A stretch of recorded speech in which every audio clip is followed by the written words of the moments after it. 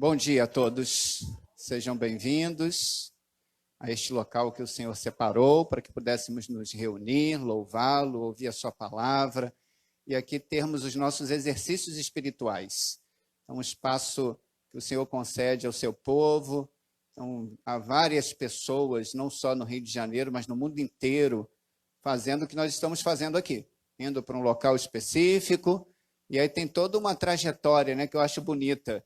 Já falei aqui, mas vou falar de novo. Desde quando a gente acorda, para mim acontece no dia anterior, no sábado. Né? Assim, no sábado eu penso assim, amanhã eu vou para a igreja. Então, assim, eu vou ter que dormir tal hora que eu quero estar descansado. Senão a gente não vai dormir 4, 5 da manhã, chega aqui cansado, dorme no culto, né? Então, você prepara no sábado. Aí lá em casa a gente faz assim, a Giovana fala assim, qual é o meu look de amanhã? Aí eu já entrei na delas também, né? Aí ontem eu já pensei assim, qual é o meu look de amanhã? Aí fui lá, peguei, você acha o que você acha, Adriana? Essa calça aqui fica legal com essa camisa? Ah, tá bom assim, padrão, né? Sempre vai assim, eu falei assim, padrão, então beleza, esse tênis aqui ficou legal, tá tudo legal. Aí arrumei, botei lá, pendurei, deixei tudo certinho. Hoje de manhã, até cresce os espelhinhos assim, eu falei assim, tem que raspar isso aqui. Aí fui, é uma preparação. Assim, para ir para a igreja há uma preparação. Aí de manhã a gente levanta, toma um café e tudo mais, ele levanta mais cedo, ainda faço meu exercício devocional, aí depois arruma tudo, aí fica igual rádio relógio lá em casa, ó, 8h20, daqui a pouco a gente sai, 8h30, ó, 8h50, já estourou o horário, temos que chegar 9 horas, aí a gente vai e sai. Isso porque nós queremos estar no local, exaltar o nosso Senhor, porque nós conhecemos a quem servimos e queremos servi-lo bem, com excelência, né? Queremos estar no ambiente que é separado para a gente glorificar o nosso Senhor. Então, para a nossa vida, para a vida do crente, esse momento é muito importante, porque a gente vai ali louvar a Deus, agradecer a Deus por tudo que Ele tem feito na nossa vida, receber de Sua palavra que nos nutre. Nós compreendemos assim que a palavra do Senhor é um alimento, ela é comida para a gente come a palavra, e essa palavra nos sustenta, ela dá a base sólida para a gente poder seguir na fé, naquilo que nós acreditamos. Então, que bom que você veio, bom que você que está em casa acompanhando a gente, também se preparou para estar ali, botou seu celular ou plugou na televisão, tá aí, pegou a Bíblia? Então, dá tempo então de pegar a Bíblia, deixar do seu lado. Nós vamos continuar em Êxodo. Vamos abrir a nossa Bíblia em Êxodo. Hoje no capítulo 16. Quem iria pregar hoje era o Gustavo, mas o Gustavo teve um problema aí de garganta. Gustavo está em casa, melhora para você, Gustavo. Que Deus abençoe, restaure a sua garganta, restaure a sua saúde, né? Que em breve você já esteja aqui também pronto para poder pregar o Evangelho. Deus abençoe a sua vida, Alê, a nossa gravidinha, né? Que tudo dê certo aí na gravidez, Alê. Daqui a pouco, não vou falar não, a herança do Senhor, né? Senão a Alê vai fazer a preferência do pastor, né? A herança do Senhor vai estar com a gente, né? Deus abençoe a sua vida, Alê. Você que também ainda não pode vir para a igreja, que Deus abençoe a sua vida. Está chegando, né? Tá quase lá. Tá quase lá. Acho que esse ano aí Deus tem nos abençoado. Daqui a pouco nós teremos a igreja superlotada novamente. Graças a Deus. Você é da igreja de Jacarezinho, Deus abençoe a sua vida. Viu? Muito bom ter você aqui com a gente, nossa igreja mãe, nossa igreja querida. Você que é de outros estados, também deixo aqui meu abraço. Que Deus abençoe a sua vida. Êxodo capítulo 16, do versículo 1 até o versículo 10. Êxodo 16, do versículo 1 ao versículo 10. Êxodo 16, a página 101. Êxodo 16, de 1 ao 10. Seguimos na série de mensagens A Jornada. Êxodo 16, de 1 a 10. Senhor, abençoe as nossas vidas, fale aos nossos corações nesta manhã de uma forma poderosa. Tira, Senhor, as traves dos nossos olhos, tira, Senhor, a sensibilidade do nosso coração e nos dê uma mente preparada para que o Senhor fale, que seja terra fértil, que a tua palavra produza 30, 60, 100 por um, e haja transformação no nosso coração e uma prática diferente no nosso cotidiano. No nome de Jesus. Amém. Diz assim o texto sagrado. Êxodo, capítulo 16, do versículo 1 ao versículo 10. Partiram de Elim, e toda a congregação dos filhos de Israel veio para o deserto de Sim, que está entre Elim e Sinai. Aos 15 dias do segundo mês, depois que saíram da terra do Egito, toda a congregação dos filhos de Israel murmurou contra Moisés e Arão no deserto. Os filhos de Israel disseram a Moisés e Arão: quem nos dera tivéssemos morrido pela mão do Senhor na terra do Egito, quando estávamos sentados junto às panelas de carne e comíamos pão à vontade. Pois vocês nos trouxeram a este deserto a fim de matarem de fome toda esta multidão. Então o Senhor disse a Moisés: eis que farei chover pão do céu para vocês, e o povo sairá e recolherá diariamente a porção para cada dia.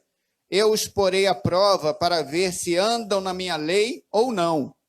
No sexto dia prepararão o que recolherem, e será o dobro do que recolhem nos outros dias. Então Moisés e Arão disseram a todos os filhos de Israel: hoje à tarde vocês saberão que foi o Senhor quem os tirou da terra do Egito, e pela manhã vocês verão a glória do Senhor, porque ele ouviu as murmurações de vocês contra o Senhor.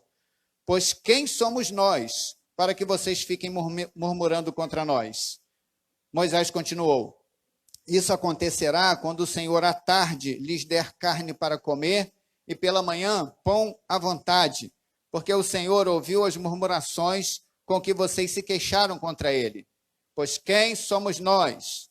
Vocês não estão murmurando contra nós, mas contra o Senhor. Então Moisés disse a Arão: diga a toda a congregação dos filhos de Israel: cheguem-se à presença do Senhor, pois ele ouviu as murmurações de vocês. Enquanto Arão falava a toda a congregação dos filhos de Israel, olharam para o deserto, e eis que a glória do Senhor apareceu na nuvem. Amém. Deixa eu te fazer uma pergunta para a gente começar a mensagem desta manhã. Seja muito sincero na resposta. Não precisa falar em voz alta, responda na sua mente, tá? Mas seja sincero na resposta. Você confia ou não confia em Deus? Tempinho de reflexão. Você confia ou não no Senhor? Talvez você me dê uma resposta na sua mente teórica e não prática. Então vamos dividir isso aqui. Teoria e prática. Então, Israel, ele tem uma resposta, muitas vezes, teórica. Israel não tem uma resposta prática. A prática diz o contrário da sua resposta teórica. Porque Israel está falando que confia em Deus, que confia no Senhor, que confia no Senhor. Mas quando eles são desafiados pelo estômago, quando eles são desafiados pelas necessidades cotidianas, a resposta não é teórica, é prática. Eles murmuram contra Deus. Por exemplo, você quando passou pela Covid, passou por essa situação difícil, você acreditava que Deus iria livrá-lo ou você achava que Deus não iria fazer nada e você iria morrer? Isso é prático. Quando você passou pela necessidade de fome, faltou emprego, você ficou desalocado de uma empresa, você não via sua remuneração vindo para ali, você continuava confiando no Senhor e tinha certeza que Ele iria te sustentar, tinha certeza que Ele iria te dar um emprego, tinha certeza que alguém ia fazer o auxílio, ou você falava assim, parece que Deus não me ama, parece que eu joguei pedra na cruz, parece que as coisas estão acontecendo, não sei não, Deus vai fazer, sei lá se Deus vai fazer, eu já não acredito mais em nada. É assim na sua vida? Vou perguntar de novo. Deixa eu fazer a pergunta de novo. Você confia ou não no Senhor? Não responda teoricamente. de vida, teórico e prático. Na prática, você já confiou quando estava passando dificuldade ou não? Isso muda toda a trajetória aqui. Israel está passando por esse dilema. Israel agora, e você pode observar que o texto, ele diz assim, partiram de Elim. Vamos voltar lá, Êxodo capítulo 16. Alguém pode pegar água para mim, por favor?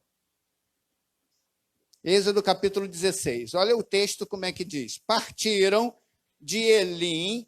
Elim, o Arthur pregou na semana passada, e ele falou que Elim é lugar de descanso. Se você olhar um pouquinho atrás, capítulo 15, versículo 27, dá uma olhadinha aí. Então chegaram, o que diz aí na sua Bíblia? E o que diz mais? Onde? E, olha só, então, e acamparam? Então é um local de descanso, é um oásis que eles encontraram ali. Então em Elim tinha 12 fontes de águas. Olha que maravilha. Imagina aquelas fontes jorrando. Já viu uma fonte jorrar água? Já viu uma nascente? É lindo, né? Assim, joga aquela aguinha bonitinha, fica tudo clarinho ali, é lindo. É uma imagem maravilhosa. Elim era este local. Havia 12 fontes de água e 70 palmeiras. Eles contaram, né? O escritor aqui foi minucioso para 1, 2, 3, 4, 5, 10, 20, 25. Conta aí comigo. 70, tá certo mesmo, são 70 palmeiras. Então o povo pôde ficar debaixo da sombra, descansou, repousou. E aí diz o texto, versículo 16, partiram de lugar de descanso. E toda a congregação dos filhos de Israel veio para o deserto de Sim. E aí tem uma problemática aqui na língua hebraica do S e o Z. Alguns autores vão falar que é Zim e não Sim. Né? Então, deserto de Zim, porque era uma área muito grande de deserto e tudo mais que eles iam atravessar. E aí continua o texto, que está entre Elim, que é o local de descanso, e onde eles receberam a lei. Observe isso que é importante. Então, eles saíram de um local, que era o local de descanso, com 12 fontes de água, com 70 palmeiras, lugar lindo, e vão passar por que lugar? Deserto. Para chegar até onde? Sinai, onde eles receberam lei. Deserto é um local complicado. Quando nós passamos pelos nossos desertos, os desertos da vida, a sequidão, né, a falta de água e um monte de coisa, é complicado para muitas pessoas ainda continuar confiando. É complicado para algumas pessoas ainda continuar indo à igreja. É complicado para algumas pessoas continuar servindo ao Senhor quando passam pelo deserto. Mas o deserto é uma passagem. O deserto não é um local de permanência. O deserto é um local que vai seguir por um objetivo. Qual é o objetivo? Receber a lei de Deus, receber a presença do Senhor. E no final do texto, aqui do versículo 10, a glória do Senhor já começa a se manifestar. A nuvem do Senhor já começa a aparecer. Então, vamos lá, capítulo 16, versículo 1. Partiram de Elim, local de descanso, e toda a congregação dos filhos de Israel veio para o deserto de Zim, que está entre Elim, local de descanso, e Sinai, que é o local que recebem a lei, aos 15 dias do segundo mês, depois que saíram da terra do Egito. Então, tem um mês de intervalo. Você vai lá, eles saíram aos 15 dias do mês tal, e aí eles estão no 15 dias do segundo mês. Então, tem um mês de trajetória, um mês de intervalo, um mês onde eles viram a glória de Deus, um mês onde eles viram a manifestação de Deus em várias ações, junto ao exército do Egito, como Deus abriu o mar e ali fez a sua salvação no meio do povo que estava encurralado, o povo que não conseguia ver as coisas, mas Deus coloca lá o seu anjo com a sua barreira, e eles veem a luz, veem a glória, e os egípcios veem escuridão, veem trevas, veem confusão. Eles veem luz. E essa é a visão do crente. Enquanto as pessoas estão vendo tragédia, estão vendo toda a balbúrdia que se encontra, né, no mundo hoje, nós vemos a glória do Senhor manifestada, nós vemos a luz do Senhor, nós vemos as bênçãos do Senhor, nós temos a certeza que Deus está conosco, que o Senhor quem nos sustenta, que nada nos faltará, que Deus suprirá todas as necessidades. Ah, mas se morrer estará com o Senhor, porque Ele garantiu, e assim nós cremos. Enquanto o mundo está vendo assim, é destruição, não vai dar nada certo, o mundo vai acabar, as coisas estão ruins, nada vai dar certo no nosso país, nós estamos assim, vai dar certo, o Senhor está conosco. Eles passaram por isso, e aí eles chegaram do outro lado do mar e viram a manifestação de Deus. Saíram de lá, foram para Mara, e aí reclamaram com o Senhor, águas amargas. Eles já não viram que Deus tinha feito as coisas? Deus vai fazer de novo. E aí tem autores que dizem assim, o mesmo Deus que criou o mundo, que criou o Jardim do Éden, é o mesmo Deus que cria novamente. Nós precisamos ter essa visão divina. O Deus criador de todas as coisas continua criando. Ele não criou e parou no Jardim do Éden. Ele cria, ele recria. E esse é o nosso Senhor. É o Senhor que cria. E aqui também ele vai criar as coisas. E se precisar criar novamente, ele vai criar novamente. Embora Lavoisier, né, fala que nada se perde, nada se cria. Tudo se transforma. Ou uns falam, tudo se copia, né? Mas assim, na questão divina, no projeto divino, se precisar criar, quem cria é ele. Ele cria novamente. Sigamos no contexto. E aí, nesse deserto, o que acontece ali? Quando eles passam para o deserto. Versículo 2. Toda a congregação dos filhos de Israel, o que diz aí? Murmurou. Contra quem? No deserto. Os filhos de Israel disseram a Moisés e Arão, quem nos dera tivéssemos morrido pela mão do Senhor na terra do Egito. Você já falou isso? Ah, o sofrimento está sendo tanto. Eu já podia ter morrido, né? Deus já podia ter me levado, né? Ah, quem me dera se eu já tivesse morrido. Igual Jó, né? Ah, maldito seja o ventre da minha mãe. Quem me dera nem tivesse nascido. Eu não sei se algumas pessoas já falaram isso na sua trajetória. Assim, se eu nem tivesse nascido, era melhor. Eu não passaria por tudo isso que eu estou passando. Olha só que tragédia que está acontecendo na nossa família. Ai, se eu não tivesse nascido, isso seria muito melhor. Eles fazem isso. Era melhor nós termos morrido no deserto. Por quê? Olha só o que eles vão lembrar. Versículo 3, né, que a gente está seguindo, quem nos dera tivéssemos morrido pela mão do Senhor na terra do Egito, quando estávamos sentados, o que diz aí? E? Pois nos trouxeram a este deserto a fim de esta multidão. Então, o Senhor disse a Moisés. Aí vem a ira do Senhor, porque Deus falou assim, olha, e Moisés e Arão, eles tinham essa consciência.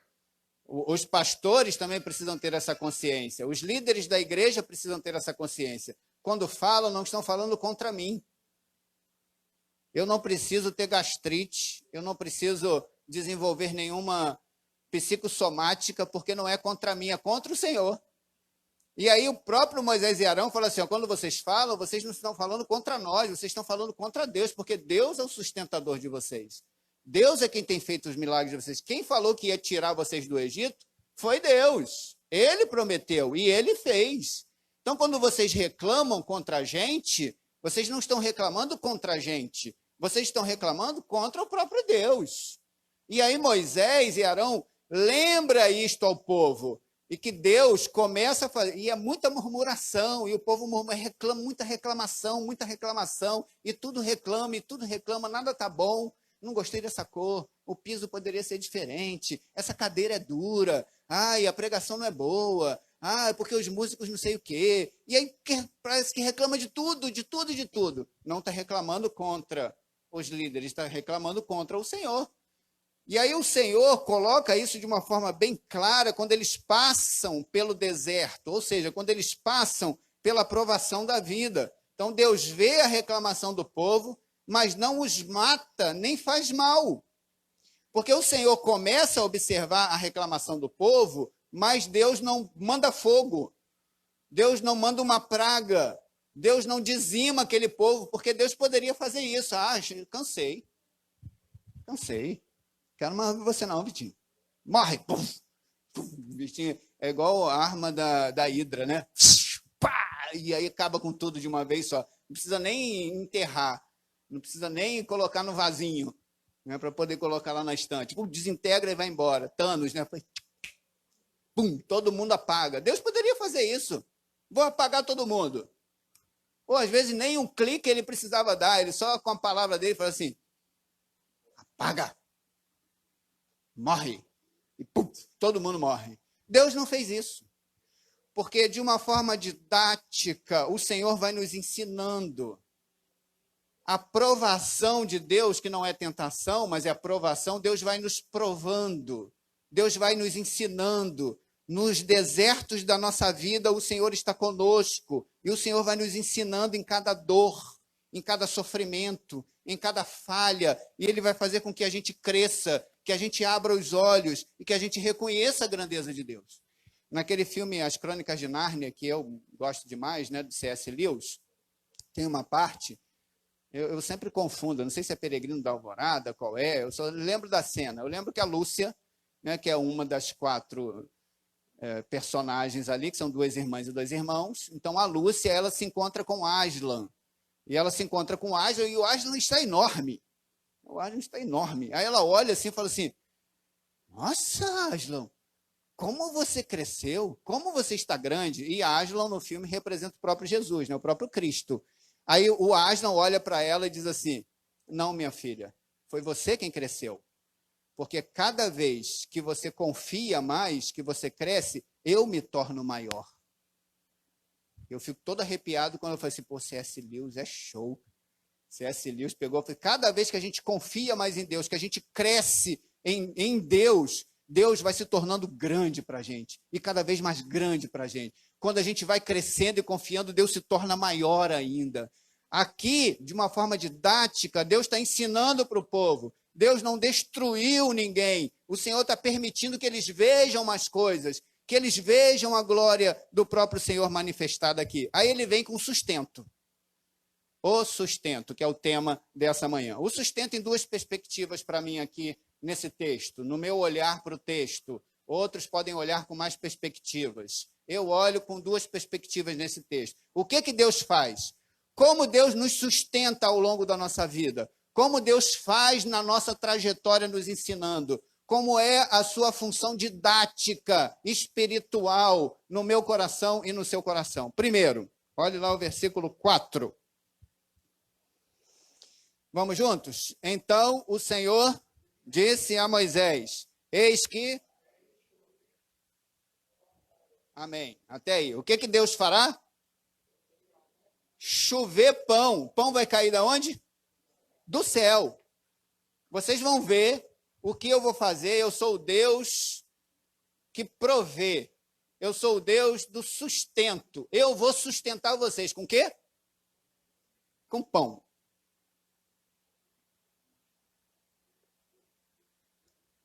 Interessante que o pão é básico, né? O pão é básico. Eles têm na murmuração deles 2 reclamações. Primeiro, que não tem comida. Segundo, que não tem carne, não tem proteína. Então, assim, se só joga pão, você está falando de carboidrato. Então, assim, o pão, eu falo assim, pão, só carboidrato não vai dar, a gente não vai aguentar caminhar essa jornada, tem que ter uma proteína aí. Né? Talvez eles queriam até, porque eles não precisavam de outras proteínas, porque eles tinham os animais, né, gente? Pensa bem. Por que eles não mataram os animais deles? Não é, Daniel? Daniel já fez assim, pô, é verdade. Eu li ali na mente do Daniel agora. Daniel falou, é verdade. Eles não tinham bois? Eles não tinham ovelhas? Não tinha, tô.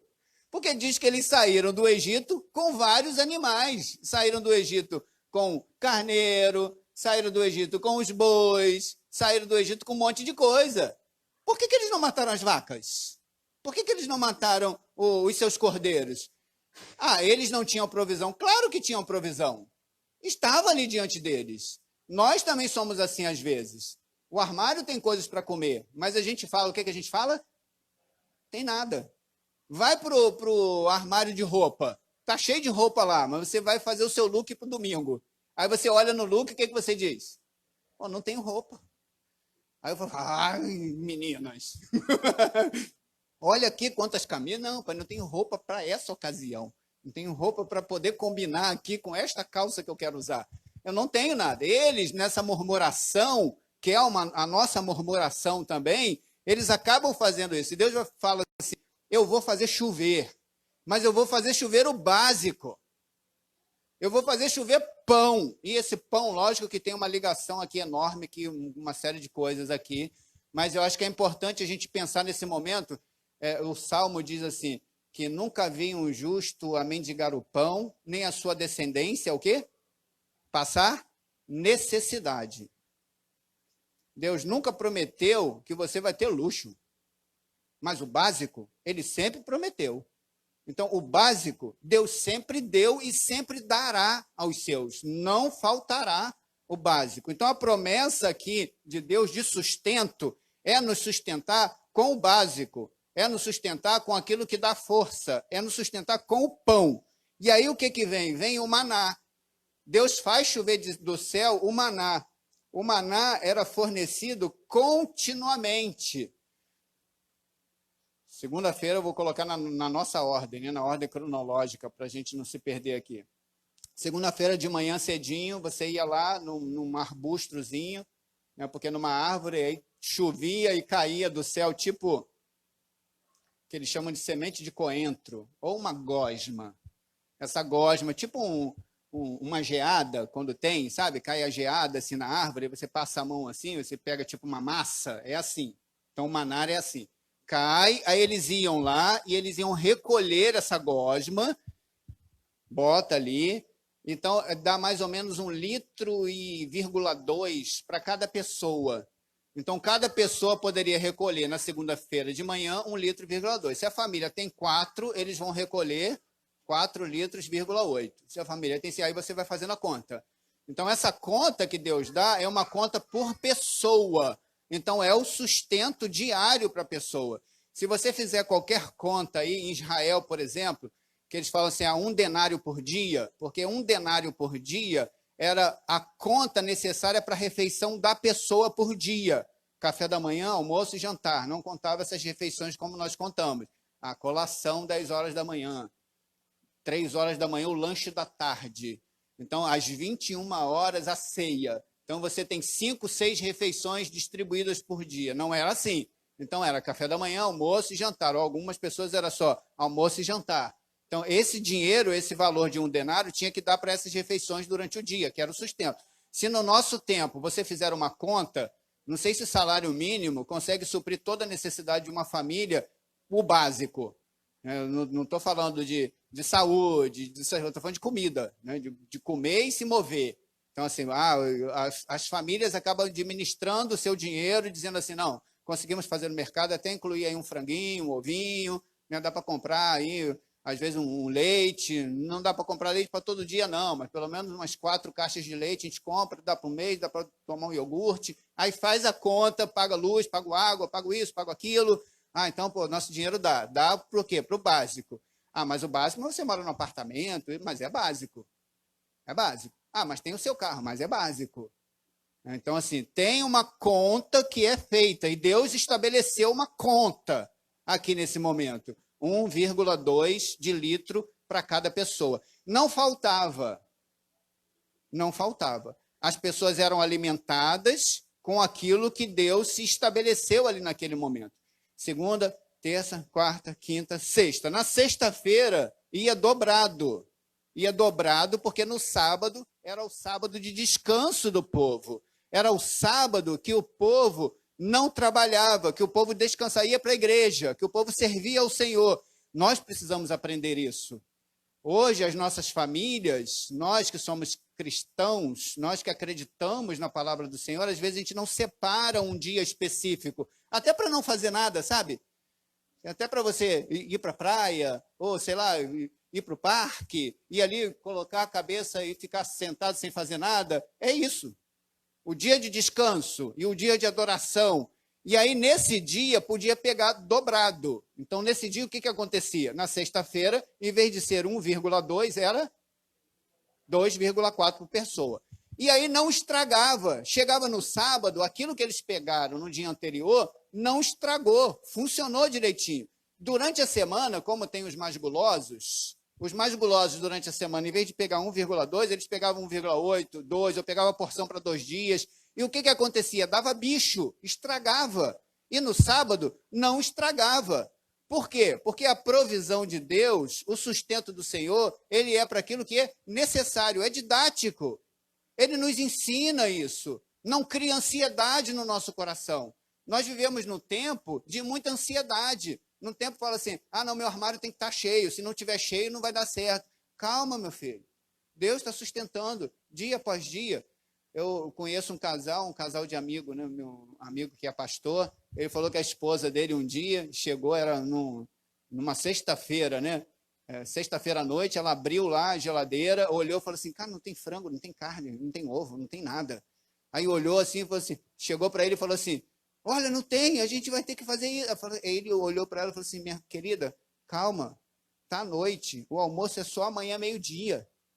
Então, assim, amanhã de manhã eu passo lá no mercado, eu compro frango, eu compro a carne e coloco aqui. Ele falou assim, ela entrou em desespero, depois ela mesma parou, né, veio para a sua sanidade e falou assim, é verdade, a minha ansiedade me traiu, a minha ansiedade fez isso comigo. Ou seja, Deus, de uma forma didática, ele vai nos ensinando. O pão, ele vai cair, mesmo que seja do céu, ele cai. Deus vai enviar o sustento de onde você menos espera. O Senhor está com o seu sustento. Isso é teórico ou isso é prático? Precisa ser prático na nossa vida. Nós precisamos acreditar que Ele é o nosso sustento, que Ele nos dá o pão, que se precisar cair pão do céu, vai chover pão, porque Ele vai continuar abençoando o seu povo. Então, o maná era essa coisa, né? Você vai lá no versículo 31 do capítulo 16. Dá uma olhada. Capítulo 31 do versículo 16. Vamos juntos aí? A casa de Israel deu aquele alimento o nome de maná. Ele era como semente de coentro, branco e com gosto de bolo de mel. Olha que maravilha! Não é um pão qualquer, é um pão artesanal. É uma padaria artesanal, é uma padaria de qualidade. Então, essa massa é uma massa de qualidade. Deus não deu qualquer massa, Deus não deu qualquer pão. O pão tinha gosto de bolo de mel. Assim, se eu colocasse aqui pão de mel, eu ia falar assim, é meu preferido, viu? Amo. Amo aquela cobertura de chocolate, então. Jesus do céu. Manda aí, Senhor, para nós. Que beleza, né? Então, assim, Deus mandou o básico, mas o básico com qualidade, o básico com excelência, o básico de primeira. Não mandou qualquer coisa para eles. Então, assim, ele supriu todas essas suas necessidades com essa porção diária. Então, o maná, ele era fornecido durante os primeiros 6 dias da semana, que caía no chão. No 6º dia, o povo colhia em dobro, né, a fim de prover o maná para o sábado. Então, no restante da semana, porém, o maná que fosse guardado para o dia seguinte, criava bicho e cheirava mal. Deixa eu fazer aqui algumas comparações com o Evangelho, que a gente falou que vai sempre comparar com o Evangelho, e eu não quero aqui ser alegórico, agostiniano, né? Não quero ser alegórico nesse sentido, porque assim, o que acontece no Antigo Testamento, e quero que você que vem aqui tenha a pregação de uma forma muito clara. A gente faz aplicação do que se tem no Antigo Testamento para o Novo Testamento.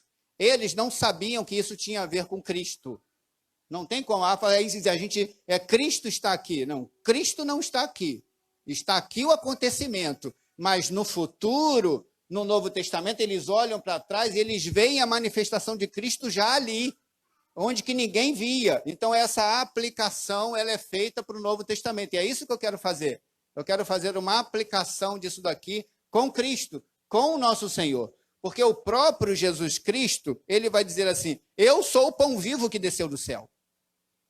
Jesus Cristo, ele vai olhar para o povo da sua época, Jesus Cristo vai olhar, né, e vai ver assim, vocês sempre pediram a Deus alimento, ele me mandou como alimento. Eu sou o alimento de vocês. Eu sou o pão vivo que Deus mandou. Vocês podem comer de mim. Vocês podem se alimentar de mim. Eu sou esse. Abra lá João, capítulo 6. Deixa o seu dedinho lá em Êxodo e vai para João, capítulo 6, de 48 a 51. 1532.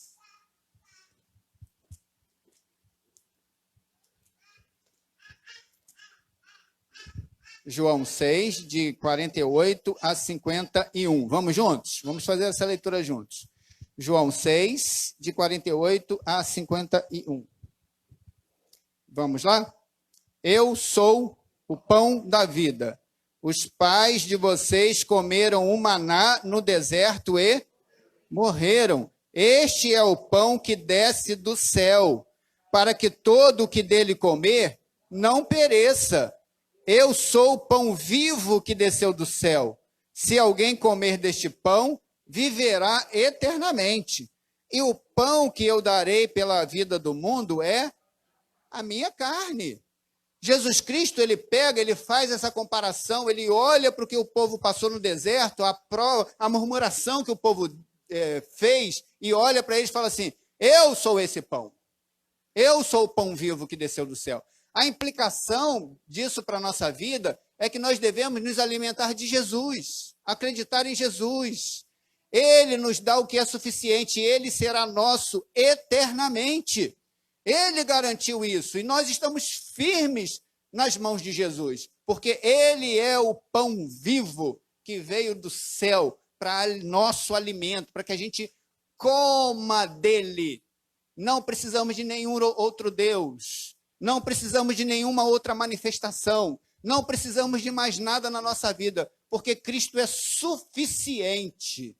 Ele é o meu provedor, ele me alimenta, ele morreu na cruz por mim, ele é o meu salvador.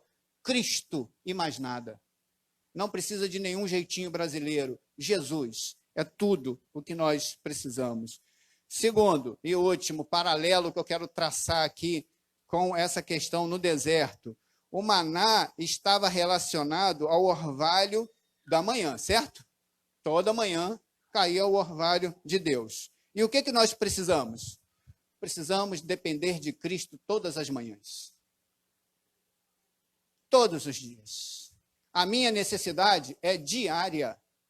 A necessidade do ser humano é diária. Não é só no domingo. Não é só no dia específico da semana. Eu preciso me ajoelhar diante do meu Senhor na minha casa. Falar assim, Deus alimenta meu coração. Senhor Deus, eu tenho que desenvolver esse dia. A gente sempre fala que é melhor você fazer isso pela manhã.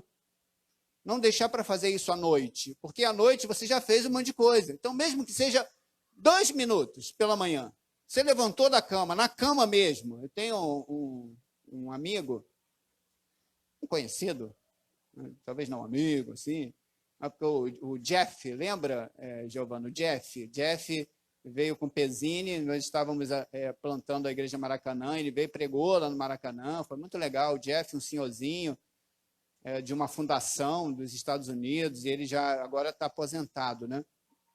E aí o Pezzini sempre falava assim, o Jeff, aí mostrou o Jeff, muito gente boa. Eu levei o Jeff no Cristo Redentor, fomos no Jeff no Pão de Açúcar, o Jeff ficou deslumbrado, né, com o Rio de Janeiro, aí nos sentamos ali no Lagoon, sabe, no Lagoon, naquele restaurante em frente à lagoa. Ele ficou maravilhado, Rebeca. Ele gosta de lasanha igual a mim. Aí ele, lasanha, aí comeu lasanha, gostou da lasanha, comeu sobremesa. E aí o Pezzini fala assim, o Jeff, Hélio, todos os dias, quando ele acorda, ele escorrega pela cama. O primeiro a tocar no chão não são os seus pés, são os seus joelhos. E aí ele fica ali por 5 minutos, e depois ele levanta, vai tomar café, vai fazer outras coisas. Aí eu falei assim, uau, que legal, que legal. A nossa necessidade diante do Senhor é de todos os dias. Qual é a orientação do pastor? Escorregue pela cama. Toque com o seu joelho no chão. Fala, Senhor, obrigado por essa noite. Deus, eu tenho o dilema desse dia aí, ó. Tem um monte de coisa para fazer, assim, um negócio aqui, eu vou ter que pegar uma reunião difícil. Mas Senhor, esteja comigo me orientando. Uma chefe chata. chata, vou ter que lidar com ela, Jesus. Ai, como vai ser difícil. Mas eu sei que se o Senhor estiver comigo, eu vou aguentar minha chefe chata, eu aguento, Senhor. Mas o Senhor me dê força, o Senhor esteja comigo, o Senhor me abençoe. A necessidade diária. O pão no deserto era uma necessidade diária. Nós temos Jesus Cristo como nosso pão e ele deve ser a nossa necessidade diária. Segundo e último. Qual é o sustento da parte de Deus? Ele manda pão do céu. Segundo, qual é o sustento da parte de Deus? Ele dá carne para comer. Versículo 8.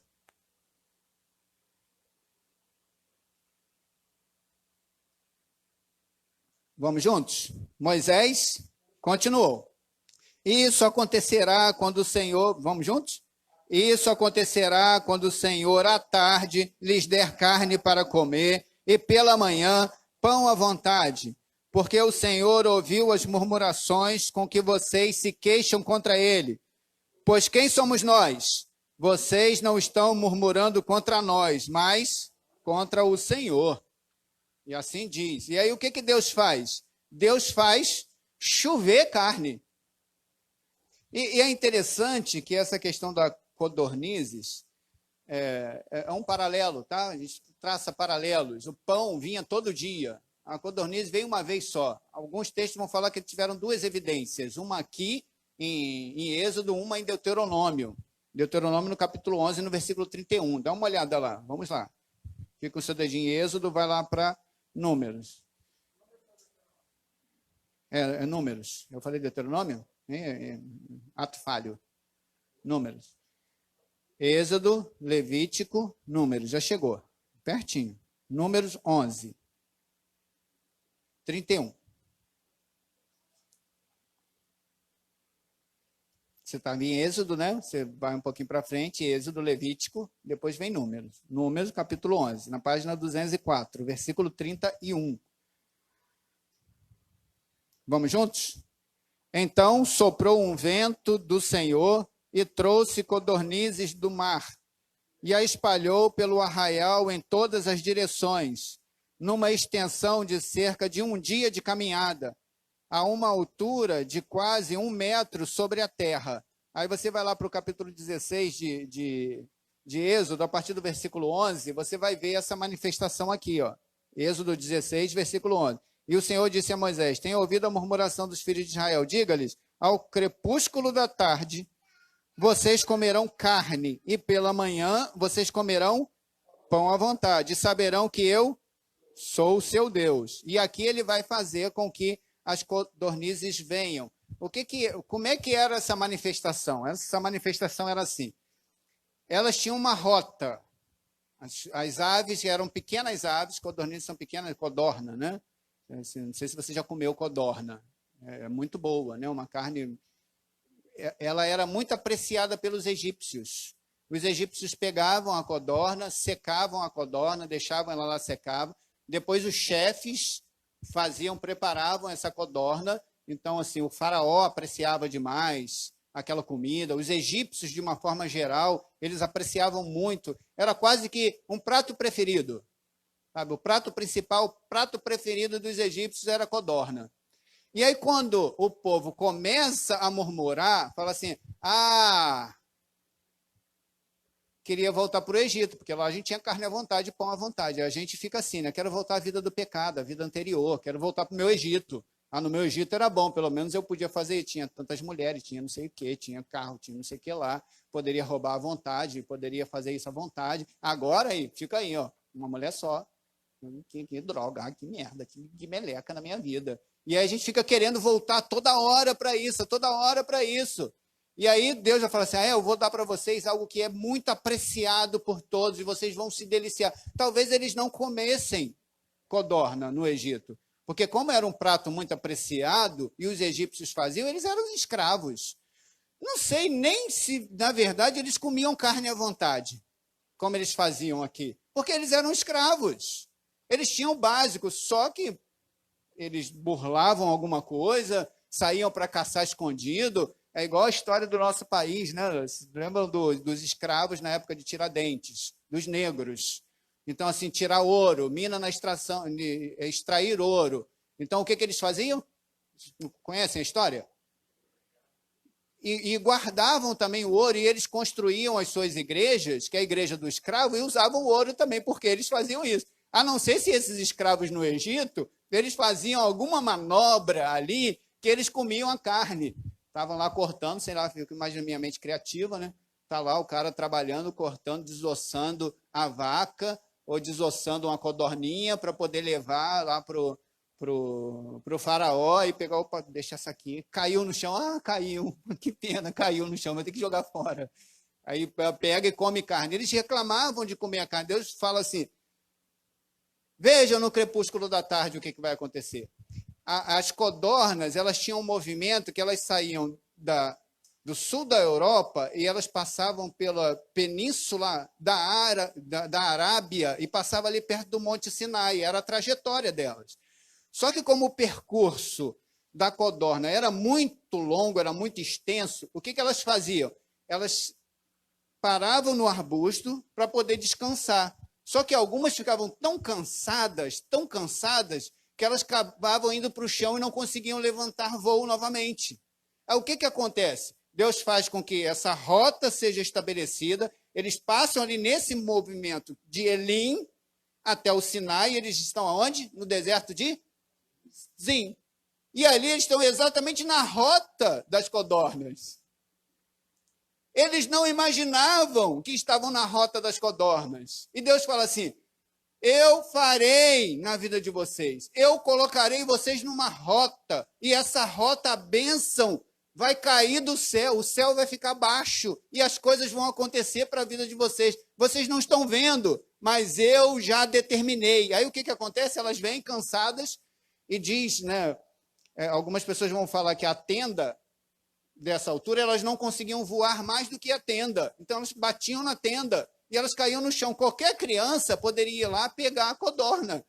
Aquela galinha desnorteada, que já correu muito, que está ali, ela não consegue para canto nenhum, aí vem a pessoa e pega a galinha. Porque se a galinha está esperta, se ela bota no chão, pegar a galinha, pô, difícil pra caramba. Já fez esse exercício? Meu Deus do céu, eu já fiz esse exercício, eu não consegui pegar a galinha. Galinha esperta! A galinha corre para lá e corre para cá e vai atrás da galinha, a gente cai e não consegue pegar a galinha. Só que no caso da codorna, ela está exausta.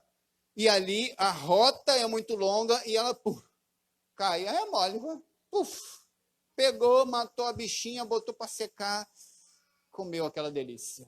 Oh, Jesus! Glória a Deus! Perto do almoço, fazendo, pastor, perto do almoço, não faz isso comigo, não. Deixa eu fazer a aplicação. Aplicação disso com Cristo. Qual é a hora que Cristo é crucificado e morto? No final, na hora que ele é morto, qual é? Crepúsculo, no final da tarde. Uma vez só. Jesus Cristo é o melhor, mais delicioso. Eu vi um vídeo do pastor Jeremias Pereira, que eu gosto muito dele, é muito engraçado. Eu sempre orei e falei assim, Deus, que eu seja um pouquinho igual o Jeremias Pereira. É engraçado, porque eu sou muito sério pregando. Eu queria ser engraçado, eu queria ser bem-humorado, tipo um stand-up, sabe? Assim, todo mundo rindo e tal. Seria uma beleza, mas Deus não me deu esse dom, não. Mas aí o Jeremias, ele é muito engraçado, ele diz, né, que foi numa determinada igreja, e ele usa isso na sua igreja. Ele fala, vira para o seu irmão do lado e fala, você é lindo, você é maravilhoso. E até, às vezes, eu coloco lá, povo lindo, quando eu mando para o grupo, eu falo, e aí, povo lindo? Porque, assim, nós somos lindos porque somos a imagem de Deus. Jesus Cristo é lindo, é o melhor de Deus. O melhor de Deus ainda não está por vir. O melhor de Deus já veio. Jesus Cristo, que morreu por nós. E ele mesmo, Jesus Cristo, vai lá em João novamente, Jesus Cristo diz isso. Fica com o seu dedinho, e Êxodo vai lá em João capítulo 6, no mesmo capítulo que nós estávamos. João capítulo 6, versículo de 53 a 57, a sequência. A gente só pulou o 52, né? João capítulo 6. Do versículo 53 até o versículo 57. Vamos juntos? Jesus respondeu, em verdade lhes digo, que se vocês não comerem a carne do Filho do Homem e não beberem o seu sangue, não terão vida em vocês mesmos. Quem come a minha carne e bebe o meu sangue, tem a vida eterna, e eu o ressuscitarei no último dia. Pois a minha carne é verdadeira comida, e o meu sangue é verdadeira bebida. Quem come a minha carne e bebe o meu sangue, permanece em mim, e eu permaneço nele. Assim como o Pai que vive me enviou, igualmente eu vivo por causa do Pai, também quem vive em mim se alimenta, viverá por mim. Só até aí, só até o 57. Ou seja, no cristianismo primitivo, depois que Jesus Cristo foi morto numa cruz, Jesus Cristo ressuscitou, passou 40 dias com eles, foi aos céus, e a igreja começou a se reunir, havia na região, falando que aquele grupo de cristãos era canibalista, era a expressão que eles utilizavam. Esse grupo de crente é canibal, porque eles falam que eles comem carne humana. Eles estão comendo a carne de Jesus, eles estão bebendo o sangue de Jesus, é tudo canibal. É tudo gente que come dessa carne. Eles não entenderam que o sentido aqui é espiritual. Quando eles estavam lá comendo do pão, que fala assim, essa é a verdadeira carne de Cristo, é o símbolo, aquilo que simbolizava. Quando eles pegavam o vinho e falavam, esse é o sangue de Cristo, aquilo é que simbolizava a salvação. Então, Deus deu o seu melhor para a gente, a salvação em Cristo Jesus. Nós comemos dele, nós bebemos dele, nós nos alimentamos do Senhor. Por fim, para terminar, o sustento, ele sempre vem de Deus. O pão veio do céu, a carne veio do céu, o Senhor sempre nos alimenta. E aí, lá no finalzinho do capítulo 16, versículo 10...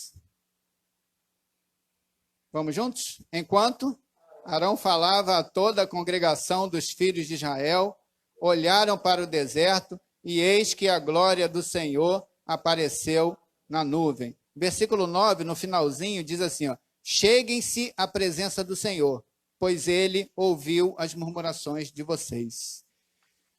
Concluindo, o que nós temos que fazer diante disso tudo, pastor? Se chegue a Deus. Quebre suas barreiras, elimine toda a sua descrença, coloque de lado seus julgamentos e preconceitos, se volte para o Senhor. É isso que ele está fazendo com a gente, chamando a gente para se aproximar dele. E a glória dele, com certeza, se manifestará diante de nós. Feche os seus olhos. Obrigado, Senhor, por tua palavra. Senhor Deus, traga a salvação para a nossa vida. Nós precisamos confiar em ti. O Senhor é o nosso sustento. O Senhor é quem nos sustenta diariamente, nunca nos falta. Coloque no nosso coração esta maneira de ver, de acreditar no Senhor, de ver a tua luz, de ver a tua manifestação, de ver a tua glória, de ver o Senhor sempre agindo nos mínimos detalhes. O Senhor está conosco. Muito obrigado, Deus. Nos abençoe poderosamente, no nome santo e precioso de Jesus. Amém.